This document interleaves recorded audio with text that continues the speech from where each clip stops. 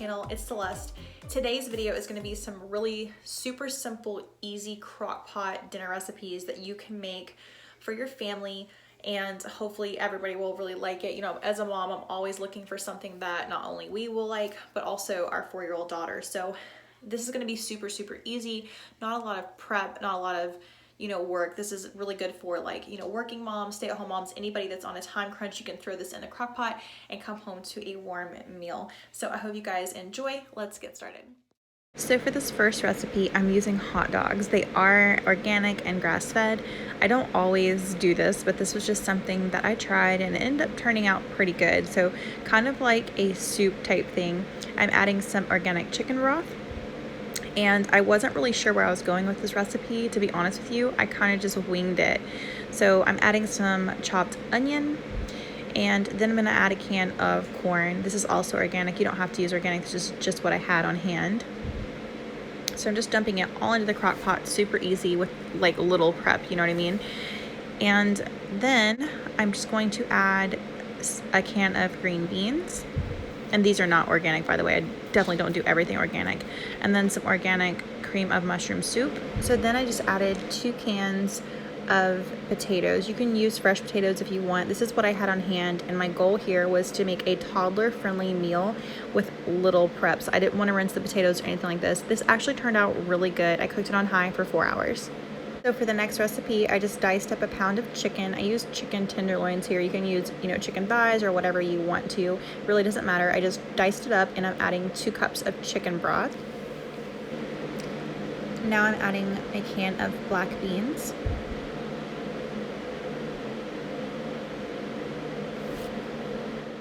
And then a can of corn. This is organic, by the way, just because it's non-GMO. So I do try to get organic corn if I'm getting canned corn. We really like corn, and I just try to make sure it's the healthiest source possible. But again, we are definitely not all organic, hence the Hidden Valley Ranch packet. So I found this recipe on Pinterest and I kind of tweaked it, but I pretty much followed the recipe. I think it was Pinterest I found this on, but you just empty the ranch packet into on top of the corn and the black beans. It's really simple, guys. This actually turned out so cream cheese, so and trust me, guys, this is gonna make it so creamy and so awesome.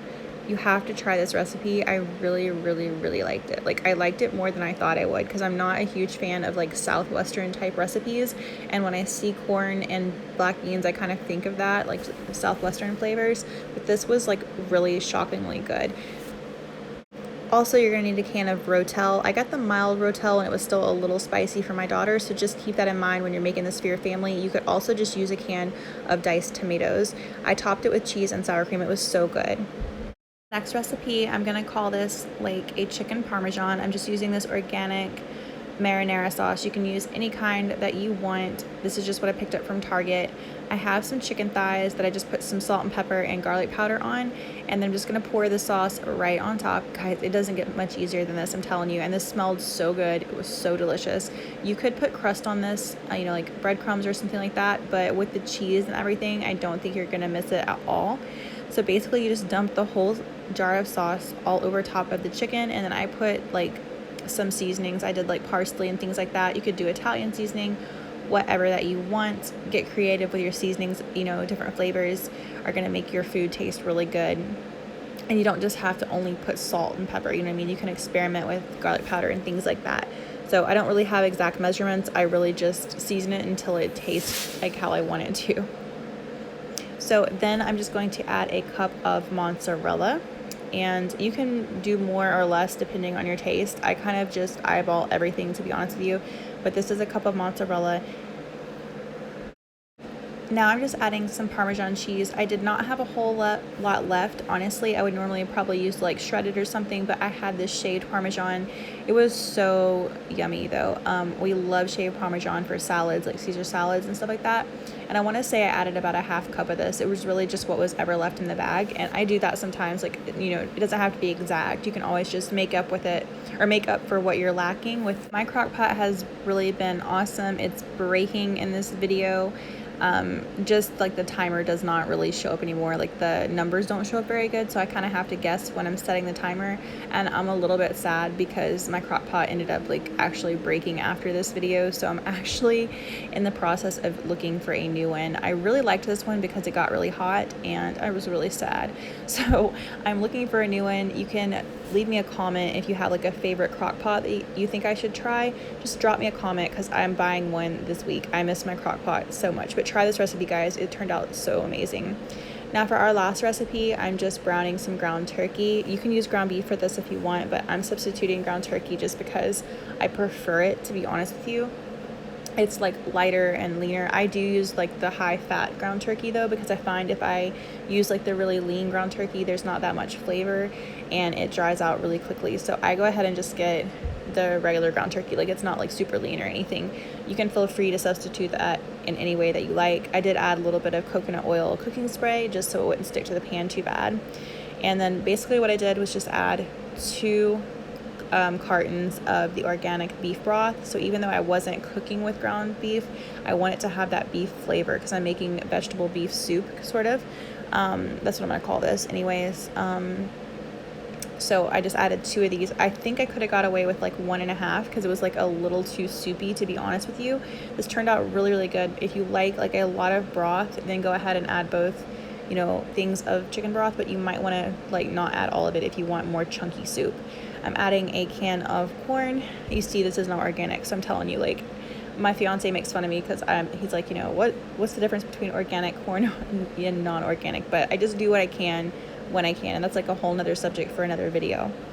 But anyways, guys, okay, so this is like the lazy girl hack, the lazy mom hack. I'm adding potatoes, but I'm using the Little Potato Company. So these potatoes I get from like Target or Walmart or whatever, and you can pop them in the microwave, and it comes with a seasoning packet, and you literally just toss them with butter. They're so delicious. But I'm actually gonna open this up. I'm so lazy. I'm not even gonna like rinse my own potatoes or cut them.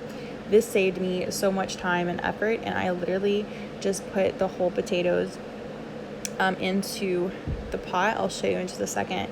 And I just didn't use the seasoning packet. And these potatoes are whole. They're like little potatoes. They're creamer potatoes. They're so delicious, and they cooked really fast. So they were ready in like 20 minutes of the soup just simmering. So I'm telling you, you have to try this hack because I didn't have to rinse any potatoes, chop any potatoes, anything like that.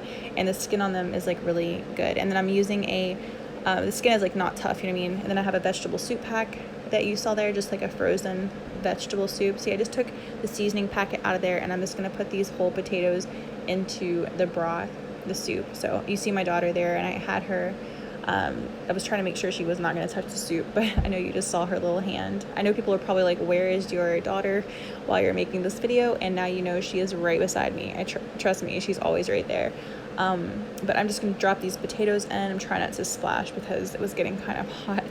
But this was so good. I did add some the vegetable soup mix in there, and now I'm just adding the potatoes. But the vegetable soup mix just has like okra and green beans and like your typical, you know, vegetable soup starter pack. But it's not really like a ton of vegetables, so I definitely had to add others, you know, things like the corn. And I just really wish I had not added quite so much broth. So just keep that in mind if you're making this for your family.